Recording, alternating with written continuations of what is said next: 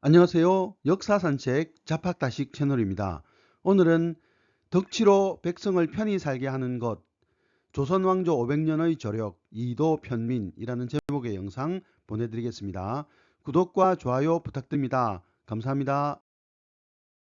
태평양 전쟁 당시 일본 수상 도조 히데키는 2600년 일본 역사상 단 한 번도 외국에 패한 적이 없다면서 자살특공대 가미가제를 출격시켰습니다. 우리 국민도 을지문덕이 수나라 100만 대군을 살수해서 수장시켰다는 사실을 자랑하기도 합니다. 또한 뉴라이트 역사학에서는 일본이 에도 시대부터 이미 우리나라보다 생산력이 앞섰다고 합니다. 물론 역사적 통계로 보면 그럴지도 모르겠습니다. 사실 우리가 아는 북극강병, 즉 국부와 군사력을 국가 간의 경쟁 무기로 삼은 것은 근대 이후의 일입니다. 우리 역사에서도 근대 이전에는 비록 생산력을 높이기 위한 노력이 없진 않았지만 중요한 것은 북극강병이 아니라 이도 편민, 즉 덕지로 백성을 편하게 살게 하는 것이었습니다. 백성들이 배불리 먹고 사는 것, 바로 그것이 국가적 목표였던 조선정부는 수탈의 최소화를 기하고 최대한 정치적 안정을 꾀했습니다. 이러한 면만 보면 조선정부는 참으로 무력해 보입니다. 하지만 세계사에 자랑할 만한 우리 역사의 자랑거리는 전혀 딴 곳에 있었습니다. 한양성은 일본의 에도성이나 중국의 자금성과는 달리 해자, 즉 성 둘레의 물구덩이가 없었습니다. 그래서 격쟁이라 하여 백성들 가운데 힘들고 억울한 사람은 궁궐 담벼락에 올라가거나 왕의 행차 때 길을 막고 꽹과리를 치면 승지들이 나와서 그들의 아픔을 기록하고 왕에게 고했습니다. 어느 나라에서 백성들이 임금님 궁궐 담벽에 기어 올라가거나 행차를 막고 주장을 할 수 있었을까요? 균역법을 실시하면서 기왕에 받던 군포를 두 필에서 한 필로 감하면서 부족한 세원은 왕실이 소유한 소금, 고기, 선박세금이나 요호 부민이 내는 선무군관포로 대신하게 했습니다.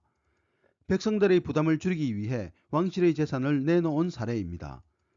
새로운 글자를 만들면서 백성의 필요에 이롭다는 정치 철학을 말한 경우도 세계사에 보기 드문 광경입니다.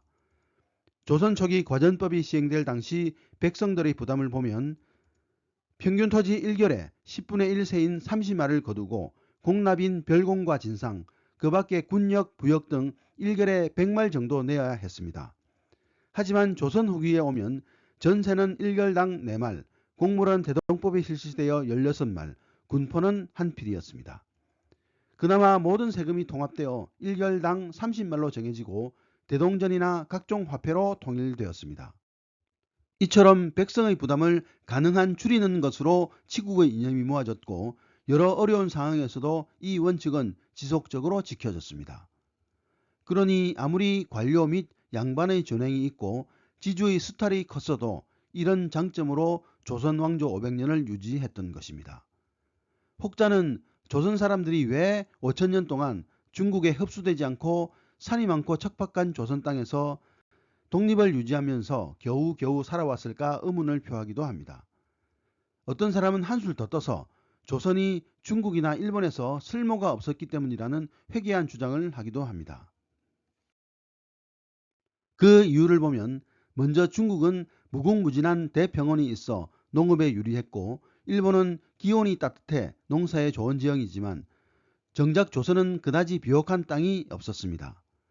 이것만 보면 조선이 동북아 삼국 중에서 환경적인 요인에서 가장 불리한 것처럼 보입니다. 하지만 중국은 메뚜기 떼가 한번 기승을 부리면 사방 몇천 리에 풀 한 폭이 살아남을 수 없는 죽음의 평원으로 변합니다. 그래서 사람 고기, 즉 인육을 먹는 경우가 비일비재했고 인육을 상품화하기도 했습니다. 일본의 경우는 비옥한 영토를 가졌지만 각 지역 다이묘들은 영역 다툼을 위해 백성들에게 무차별적인 공납을 요구했습니다. 백성들은 살아남기 위해서라도 생산력을 높였고 그것을 바쳤습니다. 그 결과가 에도시대 전후하여 일본이 조선을 생산 측면에서 앞지른 것입니다. 물론 일본의 강요된 농업 생산은 백성이 아니라 다이묘나 사무라이 차지였고 어떤 다이묘는 살인 면허증을 교부하여 무사들의 칼이 녹슬지 않도록 백성들을 죽일 수 있는 권한을 주기도 했습니다. 조선에서도 가뭄이 들면 많은 참변이 있었고 인육을 먹는 일이 없지는 않았으나 중국과 일본과는 차원이 다른 고통을 겪었습니다. 조선 땅에서 평소에는 생산에 지장을 많이 주었던 산이나 강이 가뭄을 당해서는 그나마 풀뿌리 나무껍질로 백성들이 연명하게 하는 피난처가 되었습니다. 적어도 일본처럼 백성들을 마음대로 죽이는 일은 없었습니다. 그래서 조선은 비록 정부의 재정이 열악하고 백성이 호의호식하지는 못했지만 크게 강요된 삶을 살지는 않았으며 궁궐 담벼락에 올라가 꽹과리를 두들기며 백성의 한을 풀 수 있는 그런 문화를 만들어 왔습니다.